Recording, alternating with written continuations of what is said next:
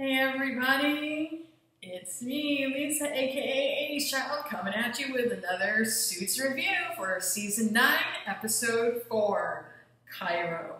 Now, I know you guys might be wondering right off the bat, like, what was the point of the title? I'll get to that later. But, as usual, before we begin with our review, our housekeeping rules, please don't forget, this is not spoiler free. There will be spoilers in this review, so if you haven't seen the episode yet, go ahead and click to pause this video or, watch something else. And come back and give us a look after you've seen it. And please don't forget, support my channel on Patreon. The links will be in the description below. And subscribe.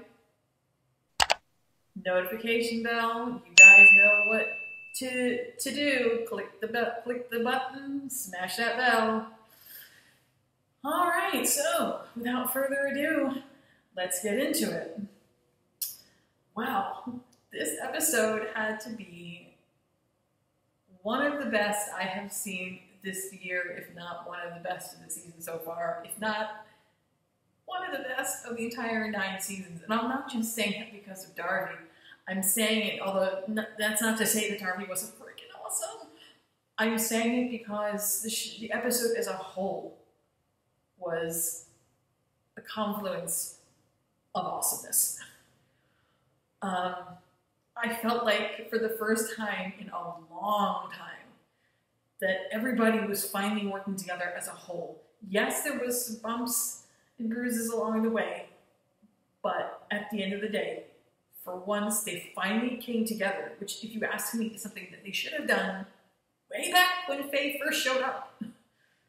I think if they had done it that way and come at her like that, then they could have headed all this crap off at the pass, and none of this bullshit would have happened the way it went down. So, in 904, okay, you know what? I kind of long for the days, those grand old days back in, last season, when the show was broken down into 3 distinct plot lines. Now it's 5 or 6 plot lines that I have to keep track of, which is not an easy thing to do.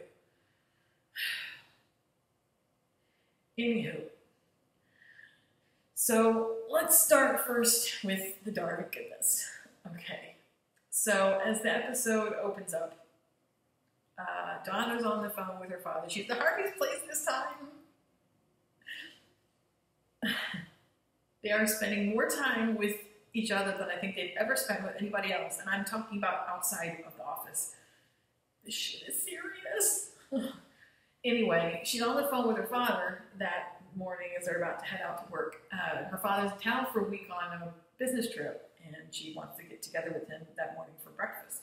She was hoping that Harvey would come with her so that she could finally tell her father the good news that she and Harvey are together and they're happy. But Harvey is kind of skittish with good reason, because the last time that he was in conversation with her dad, things did not go well. He put the kibosh on one of her father's business deals that might not work so well in Donna's favor. And also, he pretty much got himself arrested by Sean Cahill during the whole Anita Gibbs affair. She and Scott Cahill were both using Donna's father against the firm, basically, and they kind of butted heads over it and almost came to blows. So, the last time that they talked, I mean, they weren't exactly unfriendly, but it was tense. And then, of course, the time before that, some years back, when he came to Harvey to ask for help for one of his business deals that was going south. And at first he was going to try to ask Donna for this money, but Harvey didn't want Donna to get involved. He was afraid that her father was going to get her involved in a bad business deal and it was going to fuck her over big time. And he made no bones about that fact to her father's face. So, he's kind of put his foot in his mouth with her dad more than once. So if he wants this to work, He's going to have to take a step back and kind of ingratiate himself with her dad, because this is really important to her. They're the two most important men in her life, Harvey and her dad, and she wants them to get along. She wants her dad to be happy for her. She basically wants his blessing. She wants him to be happy for her. And I mean, granted, he can't tell her who she can and can't see. She's going to go on and date Harvey regardless, but she doesn't want her dad to be upset about it. She doesn't want that to be like an issue in their relationship going forward. So he promises her that whenever they decide to all go out to have dinner, they'll be there and he'll try to, ingratiate himself and make things better. And there's a cute little kissing scene. It's very nice. And they're so adorbs. Anyhow.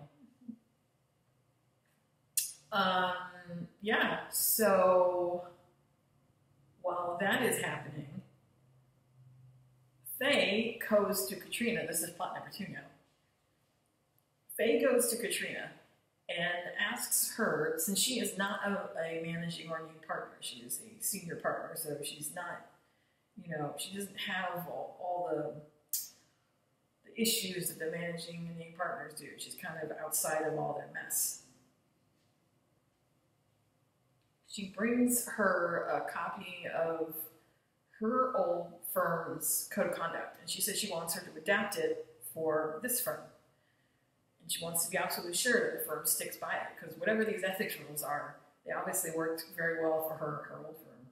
So she wants this firm to be sticking by these rules. Initially, Katrina is hesitant, but she understands why Faye's doing it, because if Faye makes up this set of rules and presents it to the partners, they're going to look at her like, fuck you, bitch, because she's a stranger coming from the outside. And so far, for as long as she's been in, all she's done is, shit on them. So why would she think that they're going to accept anything else that she tries to get them to do? It'd be easier if it was coming from someone within the firm itself, someone who is a known entity that they know and they trust. So, Katrina kind of gets where she's coming from. So she says, okay, I'll do it, but on 2 conditions. Let me do it my way, and once I'm done, whatever I give to you, you accept without question. You don't try to add anything to it, you don't try to take anything out. Whatever you get is whatever you get. And Katrina's like, Faye's, okay, sounds good to me.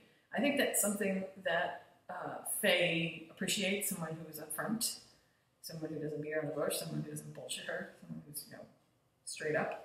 And I think she sees Katrina as being that type of person. She kind of, before she even discussed with her the idea of doing this code of conduct, she asks her why she brought Sandy into her office the other day.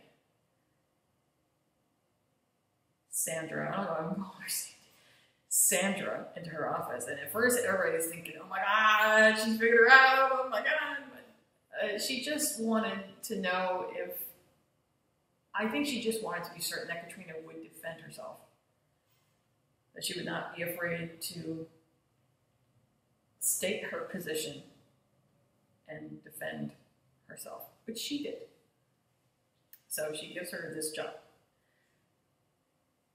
Lewis quickly finds out that she's doing this, and he thinks that this is exactly what he needs, because I just love the fact that this season it seems like they're doing a lot of jokes, a lot of funny scenes to add levity. I can understand why, because the situation is already tense enough as it is. So, yeah. Lewis comes into work, and his temporary secretary, who happens to be his deceased secretary, Norma's granddaughter, Norma the Third, whatever. She tells him he needs to go to conference room C because the lawyers that he's supposed to be deposing are in there to have a discussion.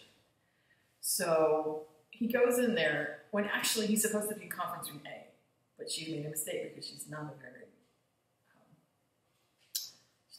good secretary. She's kind of inept, but anyhow, he goes in there thinking that the two people that are sitting there at the table are lawyers, and he proceeds to just let it rip, calling them all sorts of names and cussing them out and saying the most horrible things you could imagine, like literally litting them up. And then the woman proceeds to tell him, we're not lawyers, we're Sandra's parents. We just came for a visit, and they told us we could sit in here. Is that okay? He's like, oh yeah, I was just practicing on you for another client. No big deal. Carry on. Oh, and if anybody tells you, my name is Alex Williams. Likely because he didn't want to get in trouble.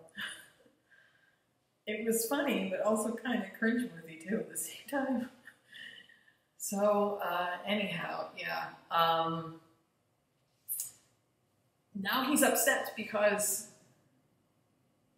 this secretary is so inept that it's hindering him from being able to do his job effectively. So he goes to Gretchen, who is still at this point temping for Faye, begging her to come back, wanting to know when she's going to be done with Faye, or when Faye is going to let her go so she can come back. And she's like, Louis, I don't know, you're going to have to ask her yourself. I can't tell you that. If I go in there and ask her, she's not going to answer me. So you're going to have to go in there and tell it yourself. Well, yeah. So Louis has had it. Because not only did he embarrass himself in front of his poor old parents, he's probably not even gone in to speak to the clients he was supposed to go speak to, or the attorneys he was supposed to go speak to, because he went in the wrong room. So we don't even know if he managed to fix that mess. So he finds Katrina, where else, in the ladies' room, and he asks her that since he knows that she's doing this code of conduct, if he would slip a little piece of paper in there without Faye knowing, because she did swear that she would accept whatever Katrina gave to her. And apparently what Louis wants is a verbiage in the code of conduct that says that the partners, senior partners or managing partners are not allowed to take each other's secretaries or whatever. Katrina's like, this is not a code of conduct, Louis, this is a bylaw. You could just put that into the bylaws, but he doesn't, that would take meetings with the partners and a vote, and he doesn't have time to wait. He needs it done now. So you can tell that Katrina is kind of hesitant because she feels like she's, pulling one over on Faye, and that's the exact kind of thing that got them into the situation that they're in. She doesn't want to do that. So, but she says she will give it a try. She'll see what she could do. Unfortunately, we already know this is not going to end well. Well, so,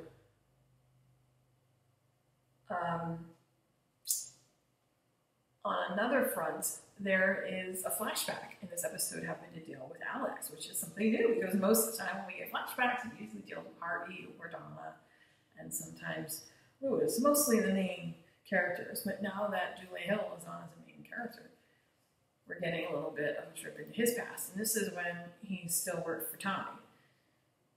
Back in the day before Tommy went to prison. He was, I think at the time, a senior partner or about to become a senior partner.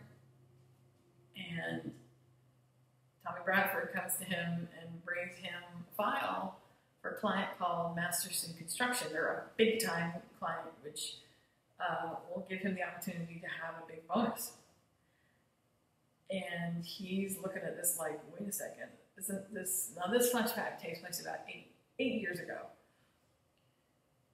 And he's like, Tommy, isn't this supposed to go to Craig? He's next in line to get a big client before me. It wouldn't be fair for me to just jump in front without a good reason. He's like, well, it'd be more lucrative for you. He's not married, you are, and you have a new child, so this promises a big time bonus, which is something that you need. He still doesn't feel right about it, though. He's like, are you absolutely sure? I mean, he is the next in line. How would that look if you jumping around on your attorneys. That's not right. He's like, look, if you don't want it, you don't have to take it. But the point is, whether or not you take it, he's not getting it. So, in a roundabout way, he kind of has no choice but to take it.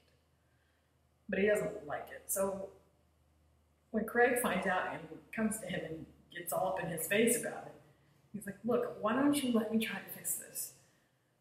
I can give you one of my clients, or we could share one. And he doesn't want to hear it. He says that if he can't get a big client like Masterson Construction, he's not going to be able to make his quota, he's not going to be able to get his bonus for the end of the year, he's going to be chained to a fucking desk for however long it takes. Alex swears that he will try to fix it. But apparently, in Craig's mind, the only thing that will fix it is Masterson. So, 8 years later, Craig shows up at the firm. Dum, dum, dum.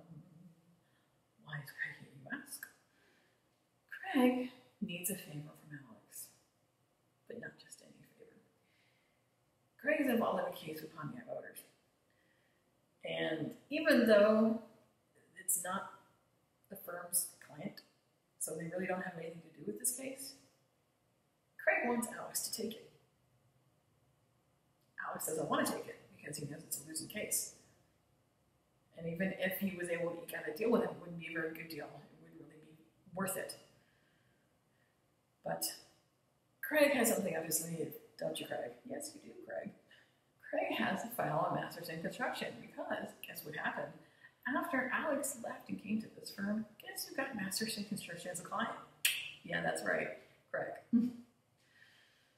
According to Craig, it took him 10 fucking years chained to a desk before he was able to get into the position where Alex is now. And he's just a little bit salty. So he says, so you either do this for me, take on this client, or, I can give this information about Masterson Construction right on over to the U.S. Attorney's Office, and, well, we'll see where it goes from there. Now, if you remember back when Mike was in jail, this Masterson Construction thing came up, and it's part of the reason why Tom Bradford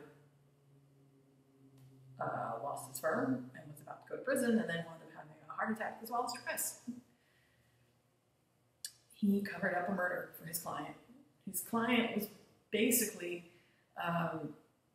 extending sentences for prisoners so that they could work on his construction site in appalling conditions. Some of them got badly hurt, some of them died, and when one of the guards found out and tried to report it, the guard was murdered.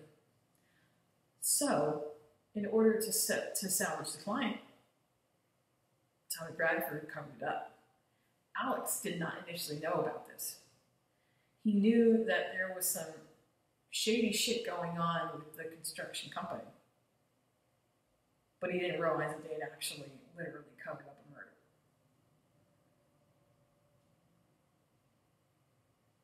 And he told his wife, Rosalie, at least the bare bones of this whole deal. But he didn't. But once he did find out that they had covered up this murder and how much he was implicated in it, even though he didn't know about it, he didn't tell her because he didn't want to involve her with it. He didn't want to stress her with all this because he knew how she would react. He knew that she would try to find some way to fix it, which could have gotten her into some serious shit. As it was, he was already in some serious shit. Even though he can't technically go to jail for this because he did not have an active role in covering up this murder, he can easily be disbarred because once he found out, he should have said something, but he didn't. He kept quiet. And that alone could get him disbarred. Even now, Alex knows this. He might not go to jail, but he's a name partner. And if he gets disbarred, that'll be the third name off that wall in as many months. Jessica, then Robert, and then him. The firm as it is right now is hanging on by the teeniest of threads. If they lose another partner's name off that wall, they can't take it. They won't survive, I guarantee it. There is too much crap going on right now with them just trying to keep the firm alive. They can't even entertain the notion of another name coming off of that wall. So, he feels like he has no choice but to accept this, but he wants to figure out some way to get the best deal possible at the very least. Or maybe find some way out of it. And what's the best person to go to that knows how to worm their way out of some serious shady shit by doing shady shit? Yeah, you guessed it. Samantha Wheeler. So he goes to talk to her, to ask her for her help, see if she can not necessarily find anything on this guy, but if she can, figure out some way to negotiate the best possible deal so that it won't look, so that at least everyone will come out happy at the end.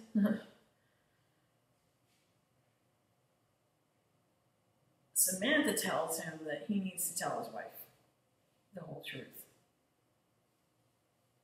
And that they need to find some way together to figure this out.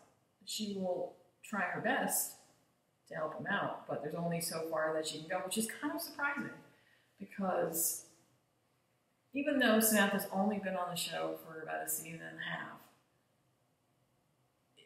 she has established herself as the lawyer you go to, as the fixer, the person you go to fix your fuck up, to get the dirt, by grounding someone in the dirt by getting the dirt. And lately, though, ever since Faye's been there,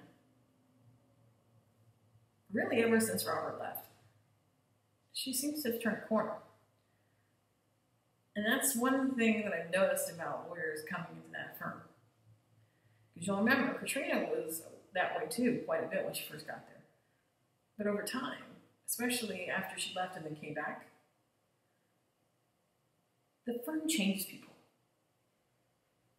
Because the firm becomes family.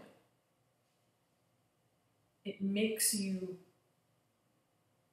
work so hard that you become the best version of yourself when you're there. That's one great thing about this place. That's why I love it so much. It makes you the best person that you can be. It might take some time to get there, but you do get there. So she, as of late, has really been trying to scale back on doing the shady shit.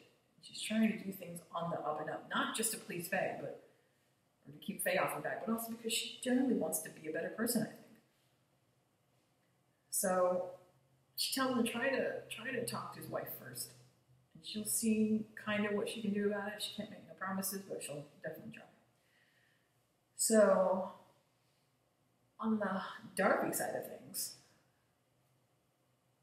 that evening Harvey meets up with Donna's father, Jim, for a drink and to talk and try and smooth things out. And because that morning, Donna went to meet him for breakfast, and she told him that she was with Harvey, and he tried to be supportive as any dad would, I think, but you could tell by his body language and the look in his eyes, the smile didn't really reach his face. Like, he's going to support her no matter what because she's his daughter, but he just worries, like any dad, that the man she's with has her best interest at heart, that he'll take care of her, that he'll support her, he'll be there for her, that he will put her first. Because the only thing he knows about Harvey thus far is that Harvey's always been kind of a selfish bastard, and it's true. He used to be. But he hasn't seen Harvey in a good number of years, and he doesn't realize what Harvey's been through in the last couple of years and how much he's changed. And that's really something that Harvey needs to make him see in order to gain his confidence that he really does care about his daughter and that he will put her first. So she can tell that something's not right. And she's kind of disappointed because she really did want his blessing. And before she has the opportunity to tell Harvey about this, she gets cornered by Faye first. Ugh. I swear to God, ever since she's been there, this bitch has been treating Donna like she is fucking less than, and it's pissing me off. Donna worked her ass off to get where she is. She deserves to be treated with respect. You would think as a woman that that Faye would understand this concept. How hard it is to, make your way in that kind of world. But apparently, Faye just doesn't give a shit. She comes to Donna and she says that she's been made aware of the fact that Donna and Harvey are in a relationship. Gee, I wonder who would have told her, because I know that nobody in their tight circle would have told, unless it was one of the associates or something. Anyhow, she says that it's an ethical violation. Not that she doesn't care that they're together. She cares that they won't be able to be objective when they have to vote on certain topics, and that it would be better, like in no uncertain terms, if Donna gives up her vote. And at first, she didn't name who was going to have to do it, but Donna's not stupid. She knows that in Faye's mind, the more important person's vote is Harvey, because he's used to be a managing partner, he is a name partner, and he's a lawyer. Donna's not. Faye's always going to see Harvey's place there, Harvey's position and Harvey's vote as more important than Donna. Donna's not having it. She has worked way too fucking hard to get where she is to have this bitch pull this crap now. She tries to explain to Faye that they work well together for a reason, that they bounce ideas off of each other, and even if they don't necessarily agree, at the end of the day, whenever they vote, they always vote in the best interest of the firm. That's never been a problem in the past. And it shouldn't be a problem going forward just because they're together. But Faye doesn't care. And Donna is starting to think, and you know what? I don't necessarily think she's wrong, because she's starting to think, wait a second. Is this you trying to turn me into you because of what happened with your recent divorce and your husband, your ex-husband, because you fired him from your firm for a perceived ethical violation to your own husband? Are you thinking that's what's going to happen between me and Harvey? Look, I am not you, so you can put the kibosh on that bullshit right now. But Faye is not hearing it. She's like, look, I don't care which one of you gives up your vote, you or him, but one of you will. And if you guys can't decide, then I will decide for you. Period. So when Harvey comes to talk to her, she's already worked. And she's kind of taken out on the wrong person. You can tell that she's angry at him. Like, he comes to her after he goes to see her father that afternoon for lunch. They meet for a drink, they have a conversation. He's trying to help her father to understand that he really does have Donna's best interest at heart, that she's the most important person to him in the world. But instead of just making that apparent, he brings James a folder saying, as a gesture of goodwill, I want to help you out. Donna told me you're here on business trying to cut a deal. So I've got this here for you that should make everything sweet and perfect. So you won't have any problems. It's the best deal that you could possibly get. It's everything that you're looking for and more. And he's like, what, excuse me? I don't think I asked for your help. I'm not here about my business. I'm here about Donna. Like, what the fuck, man? That's completely disrespectful. Which I agree. It is, because the man didn't ask for his assistance. If you want to show the man respect, let him come to you if he needs help. Then you can discuss it. Because that's making it look like that the man is not capable of handling his own business, of handling his own business, that he, that he's always needing help, and that he's, crap at doing his job. That's making him feel worthless. That's not right. it also is making it seem like he's trying to buy James's blessing by, giving him this deal to try and buy his goodwill, and that's even worse. So yeah, that does not end well. James gets up and leaves the restaurant, and Harvey's kind of left there going, oh shit, I just put my foot in it, didn't I? So he goes to tell Donna what's happened, but she was so broken in this scene. And it's not because of Harvey, because she doesn't even know about that yet. It's more because Faye is constantly making her feel less than, like she's not worth her position. Like she shouldn't be in the place that she's in. And nobody deserves to be made to feel like that, ever. But she hasn't told Harvey the whole story. This, again, is kind of chalked up to they're still getting used to being together and getting used to the idea that they're not alone anymore, and that if they have issues, if they have something they need to talk about, they don't have to go through it alone, that they have someone now they can go to. They haven't, even though they've been so close for going on 15 years, that level of intimacy wasn't available to them until now. So they've always gone about taking care of their own issues on their own. That was part of that wall that was erected between them, was to ensure that that intimacy wasn't there. But now that wall doesn't exist anymore. So they still are working on the communication. They're having a few bumps because they're not used to having someone there that they can turn to. They're still used to taking care of and dealing with things on their own. So instead, she winds up just taking it out on him. And Harvey's like, whoa, wait a minute. I know I fucked up, but what? You're not making any sense. Why are you so angry? What's going on? But she don't want to talk to him yet. She's telling him that she feels like she shouldn't have to give up something that she's worked hard for. And he's like, well, hold up. Wait a second. Give up? What? Are you saying you want to end this? What are you talking about? And they're kind of they're working at cross purposes. Right hand doesn't know what the left hand is doing.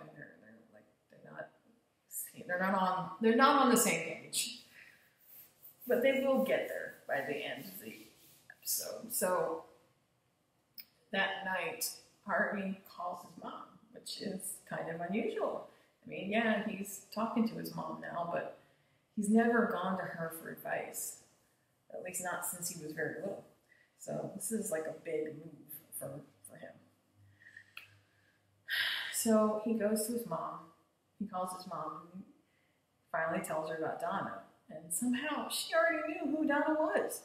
They'd never met, but she knew who Donna was. And ostensibly, this is through Marcus, because Marcus gushes about Donna consistently. And since Marcus has more of a relationship with Lily than Harvey does, well, she's obviously heard everything about Donna, and she's ecstatically happy that Harvey has finally admitted that she's the one. And I'm thinking to myself, oh my God, did you just say that?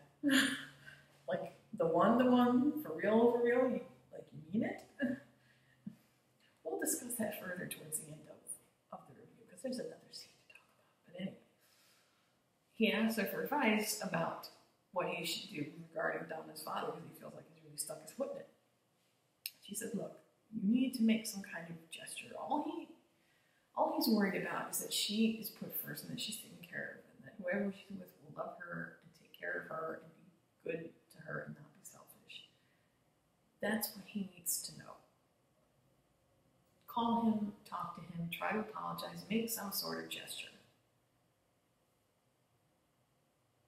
And if it doesn't work, have him call me, and I'll make sure to tell him that you have the biggest heart and are a super, super sweet and romantic person. She will make certain to tell him just how good of a man her son truly is. And it's after that everything goes south with her father. I got my time frames all mixed up. I'm sorry. After the phone call, that's when he gives her father. No. Things go south with her father. He doesn't know what to do, so he calls his mother to ask for her advice. And that's when she tells him that he needs to make some sort of gesture, not necessarily a financial gesture, but he needs to show him respect. So, towards the end of the episode, he calls James and asks him to come over to his place. So this way it's not public. This is just the two of them can sit down in private and just talk. He pours him a drink and he apologizes for, being so forward like that, for putting his foot in his mouth and, showing him disrespect. And by the end of the conversation, he tells Donna's father that he really admires her father, that he admires his relationship with Donna's mother, that he knows that in the past they had been separated for a time, and her parents almost did split, but he worked hard to get her back, and Harvey admires that romanticness about him. And he also mentions that Donna is always telling him how she thinks that her father and Harvey are a lot alike. And her father kind of agrees, because he thinks that he's kind of surprised, but he does see that Harvey is a romantic person at heart.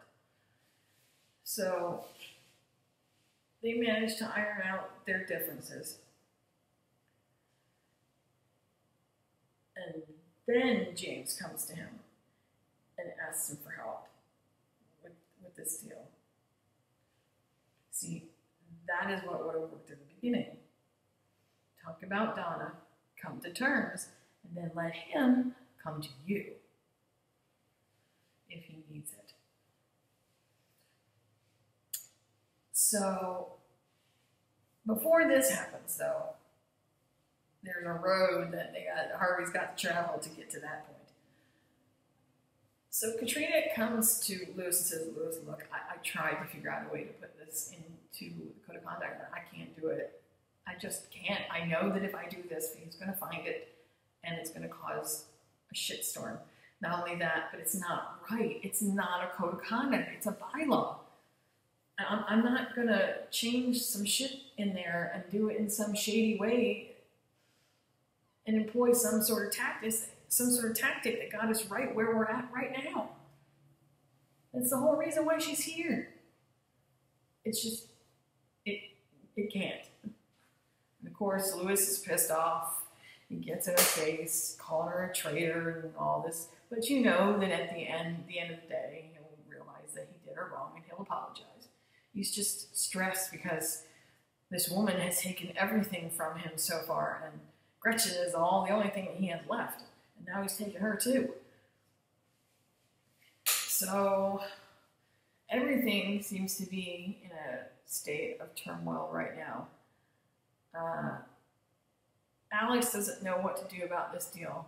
He feels like his career is about to end because he can't accept this Pontiac deal. Samantha can't help him without pulling some shady shit that Faye will definitely find out about and will fuck them all over. So her hands are kind of tied as to what she can do and how far she can go. Alex is running the risk of getting disbarred if this information gets out. His wife is pissed at him because after he tells her the whole story, that he wasn't honest with her from the beginning.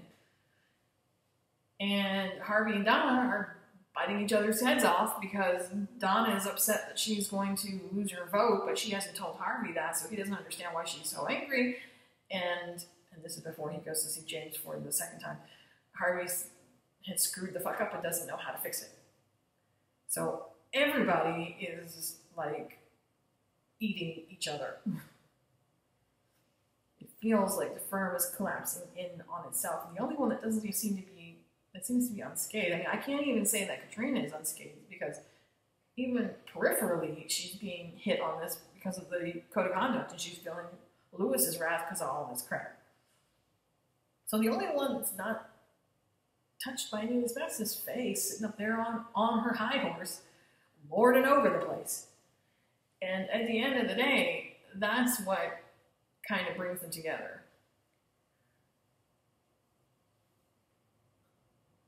Once Donna finally comes clean with Harvey, because when he comes to tell her that he screwed up with her father, he knows that she's going to be disappointed, but he didn't realize that she was going to bite his fucking head off over it. And the way that she's talking about it, you can tell that her underlying meaning has nothing to do with what's going on with her father. It's more of Faye and what she feels like she's losing. But she hasn't told Harvey that, so he doesn't understand her context. He doesn't understand why she's being so forceful. Because she's up in his grill and she's going to chew his face off. And he's, whoa, hold up, what the hell? Like, I know that I fucked up, but really, like, seriously, what's going on? Finally, she comes clean and she tells him that Faye's told her she's going to have to give up her vote. And Harvey's like, oh, hell no. Now this is going beyond the oh, hell no. Straight on into, oh, fuck no, this bitch did not. I think that after a confluence of everything else that she's done, it has now gotten to the point where Harvey's cup has officially runneth over. And he's like, you know what? Fuck this bitch. Fuck this fucking bitch. I'm done. I'm done. And he's ready to march his little white ass up in there and get in her face and tell her, oh no, I don't think so, bitch.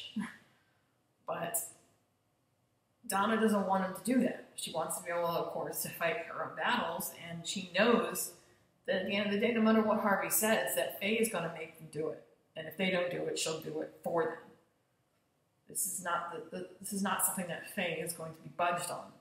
He's only going to want to make things worse. He can't go in there without some sort of leverage. He can't go in there and just throw himself on his sword. It's not going to work. So Lewis comes in there and realizes, once Harvey tells him, he's like, what? What the fuck is this shit? Now she's pulling this? Oh, hell no. Let's go in there together and tell her and give her one fucking four. Because he wants them to go in as a united front and tell her that Donna's not going to lose her vote. He's taking Gretchen back, and they're going to be treated with some fucking respect. And you know what? He's right. They really should go in there as a united front. But of course, Harvey wants to tackle Donna's problem first. And honestly, I have to agree with Lewis on this point. I think he is letting his relationship with Donna kind of influence his decision making just a smidge. He needs to come down from that just a little bit. Because, yes, while Donna's issue is big, everybody's issues that Faye is causing to happen are big. It's not, Donna's not the only important one. Everybody is important. So, already they start to argue. And they're in a screaming match, and Harvey's blaming Lewis for bringing Faye here in the first place. And Lewis is like, excuse me, she wouldn't fucking be here if Robert Zane hadn't gotten himself disbarred on a lie to save your fucking ass. I don't think so, son. Oh, and backtrack before that, Robert Zane wouldn't have to be, fucking managing partner. Jessica would still be here if you hadn't hired Mike Ross. So if you want to blame somebody, look at the fucking mirror. And you know what? Normally I don't like Lewis's tirades, but this particular one was spot on. He's right. He is absolutely fucking right. Since the beginning, most of the shit that the firm has been through really comes down to Harvey and his garbage. He really has to learn to accept that. So, how are we going to fix this, right? Well, before I get to Harvey and Lewis, first we have to fix Alex. So Alex doesn't know what to do, and Rosalie, when she finds out the truth, she's ready to go marching up in there and just like, you gonna mess with my man? I don't think so, son. Put him up, I'm gonna kick your ass. But Samantha knows that that's not a good idea. Because Rosalie is coming at this from an emotional viewpoint. And if she comes at it with guns blazing, with her emotions on the table, this guy Craig, even though we don't know him, he's obviously a good attorney. This guy Craig is going to, rip her apart. Alex has got the same problem. He's also coming to this from an emotional perspective. They can't work objectively because they're too involved in this. So in order to save them, she's going to have to do something. Samantha's going to have to do something that she doesn't want to do. And at first I thought that meant she was going to dig up some shit on him and bury him, even though she didn't want to do that. But Samantha is a good lawyer, and she figured out a way around it. She did dig up some dirt on him, some very nasty dirt, and she brought it to him and said, okay, now I know you have some shit on Alex. Well, here's a bigger pile. And that one belongs to you. You see, his is a pea shooter. Yours is a howitzer. So, you have an option here. You can surely go ahead and take that to the U.S. Attorney's Office by all means. But even you know, as the good lawyer that you are, that Alex is not going to go down for this. He's not going to prison. He might lose his job or disbarred, but he's not going to prison. He'll still have his freedom. You won't. Do you really want to risk that? Do you? Really? Yeah, I think so. So he kind of backs off. He's like, okay, fine, you win. Oh, but wait, now see, now you made me double deal because I didn't want to have to do this in the first place. Really, and you made me have to go out of my way to find some dirt on you and do some shady shit that I didn't want to have to do. So really, it doesn't behoove me to go along with this deal. But because I value Alex as a friend, I'm going to help you fix this. How about we act as though these two files right here, Masterson construction and the shady shit that I have on you, we'll just shove that aside. And we'll come at this from a completely different headspace. You and I are going to sit here and we're going to go through this lawsuit and we're going to figure this shit out and come to the best agreement that we possibly can. It'll be A-okay for both parties. How about that? Because you don't know me, but I will tell you this much. One thing I'm very good at is hashing out deals. So, do we have it a court? And there's really nothing that he can say to that because if he disagrees, he's going to be shoveling his own shit. So, that fixes that mess, fortunately. While that is happening, Harvey goes to talk to Lewis to apologize because he knows that he's fucked up. And that Lewis was right. And Lewis is, of course, exactly where he expected Lewis to be, in the bullpen, where the associates work. Because that's where he feels most comfortable when he needs to get in his headspace. And Harvey apologizes. He tells him that he's sorry that Lewis is right. Most of what they're going through right now has to do with Harvey. That it's Harvey's fuck up and Harvey's going to have to fix it.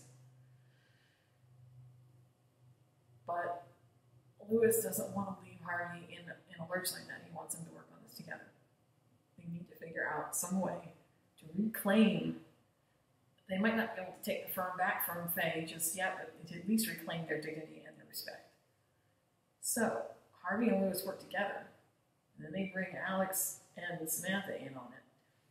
And they decide, okay, she wants a code of conduct that's conflict-free. I'm going to give her a goddamn code of conduct that's goddamn conduct-free. That is conflict-free.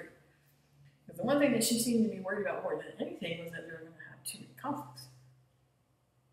So once the code of conduct's ironed out and done, and remember, from the beginning of the episode. Faye had pledged that whatever Katrina came up with, that she was going to accept no matter what. Just putting that out there. So they come to her the next morning with the code of conduct done. But they also get all up in this bitch's grill. They're like, look, you're worried about conflict. I'm going to tell you right now, the conflict that you think is between Harvey and Donna, that's not the only interpersonal conflict. You know, Samantha comes over to my house and has dinner with my family. That's a conflict. And sometimes Louis and I go out to bowl to blow off steam. Isn't that a conflict too? Are you going to make everything into some kind of fucking conflict that means that we can't vote as a group? Like, really? So what they did was they inserted into the code of conflict that they were waiving. They inserted into the code of conduct they were waiving all conflict, all 5 of them. So that basically means that no matter what decision they make together as a group, and any interpersonal conflicts that they might have will not unduly influence the decisions that they make. It's perfectly legal, it's perfectly ethical, and it's within their rights to do so. So, there's really nothing that Faye can say about it. And Samantha takes it one step further. She's like, look, you want to keep on keeping on, you can go right the fuck ahead and try to make these decisions for us, but I guarantee you, you can either kiss our ass or kiss our asses goodbye. And what's that going to look like to the bar who sent you here to fix this shit when all of the name and managing partners leave at the same time? Yeah. That's what I thought, bitch. That's what I thought. But we're not trying to usurp you or buck you, but we do demand respect. From the moment that you walked into this place, all you have done is treated us like garbage. You treat Donna like she's nothing, and she just worked her ass off to get where she's at. So I'm going to tell you right now, she's not giving her fucking vote. You have treated Louis like shit since you walked in here, and basically undermined every decision that he's made, and you have taken everything from him that he's earned. That's bullshit. It's not going to happen anymore. You're done. If you want us to work with you, we'll work with you. But that doesn't mean that you're above us. It doesn't mean that you're better. This shit needs to end now. And I gotta tell you, that was the best thing in the whole episode, other than the Darby stuff, because Faye was just like, yeah! She couldn't argue with him. She couldn't argue because what they did, they made absolutely sure that it was ethical, that it was legal, and she couldn't fight it. So, hey. So that is the end of that. Donna retains her vote. And Faye realizes that she's maybe overstepped just a little when she first arrived, you know, and that she needs to pull it back just a bit. No, you don't quite get an apology from her, but I think she does understand that she's definitely done wrong and she needs to fix her shit. Louis apologizes to Katrina, which is owed, and Gretchen is finally allowed to go back to working for Louis. So it seems like all the situations are deconflicted. Samantha even explains to Rosalie why she did what she did, because she considers Alex and her as families, and she doesn't have one of her own. This place is her family, and she doesn't, anything that threatens that, she's going to fight against, you know, and she didn't want anything to hurt them, anything or anyone. So naturally, she was going to do whatever she had to do to make sure that they weren't hurt. And she goes over to their house to have dinner and play some sort of board game. And the final scene of the evening is Harvey coming over, going, I think that they were in Harvey's place. Yeah. No, it was Donna's because the light is much more diffused. Harvey's more stark white. Her place is more diffused. He went over to her place, and he let her know after he worked things out with her father that everything was okay. But in the future, it would behoove her that if she has some issue going on with work or personally, that you don't have to deal with it on your own anymore. You have me here. You need to come to me. We need to learn to communicate. Because the episode prior, the communication problem was more on Harvey's part. Now the tables are a bit turned and it's more on her part. So she agrees that she will try her best, that if she has some issues that she needs to talk to about, she will come to him. That if something's bothering her or something's wrong, she will come to him. And then we get this weird, like, is he going to propose to her? Is he not? I mean, he clearly believes that they're going to be together forever. He even said as much. Like, we're going to be together forever, right? And she looked at him like, is that a proposal, Harvey? First, she's at a loss for words, and then he's kind of stumbling around. I don't think it was a proposal just yet, but I think it's glaringly obvious that there is likely to be one by the time the season ends in episode 10. I mean, I don't think we're going to see a wedding, but I would not be surprised if there was a proposal.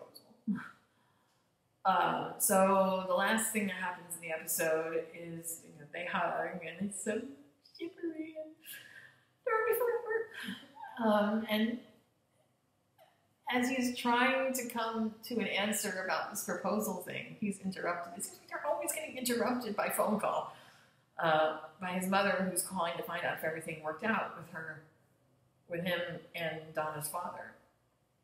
And, he's like, oh, Mom, what can I do for you? You need me to come up for a few days or something? Because he's trying to worm his way out of his own verbal mess. But this gives him the opportunity to finally introduce his mother to Donna. I mean, she has not seen him face to face, but I think there's going to be an episode coming up where they actually do meet. And they talk over the phone, and they're all smiles, and she's explaining what Harvey just tried to pull, his little verbal sparring that they were doing. And it's very sweet, and they're just blissfully domestically happy, and there's really very little else to say, because they're just so completely blissfully domestically happy. It's coma-inducing. I've never seen Harvey so happy, ever, and I just wish that he had been able to come to this earlier in his life with her, and instead of having to wait 15 years. But, sometimes the wait is the most important thing. Sometimes the longer you wait, the better it is when you finally get what you're after, I don't think anything that's related to work is going to break them up. No matter how bad it gets with Faye, Harvey is committed. For the first time in his life, he knows she's it, and that's it. She's the one. Which we all knew from the freaking beginning. I mean, come on now. So next week, that is the end of Cairo. Next week, guess what? We have a special guest coming for episode 5. It's Mike Ross, y'all. This is the episode where Mike returns. He is working on a case that just happens to cross paths with Harvey's firm. He's the prosecutor, or he's on one side and Harvey is on, I can't say prosecutor because this is not criminal. What am I talking about? Harvey's on one side and Mike is on the other. And what he doesn't realize is that he's going to be coming up against Samantha as well, whom he has not met. So this should be an interesting scenario. And it will also give Mike the opportunity to rib Harvey a little bit about Donna, just a smidge. So we are all super excited for next week to see Mike back after being gone for so long. We were really hoping to see Rachel, but, with her Meghan Markle being a princess and all, I don't think that's going to happen anytime soon. But that doesn't mean that her presence is not felt. She is often mentioned by name.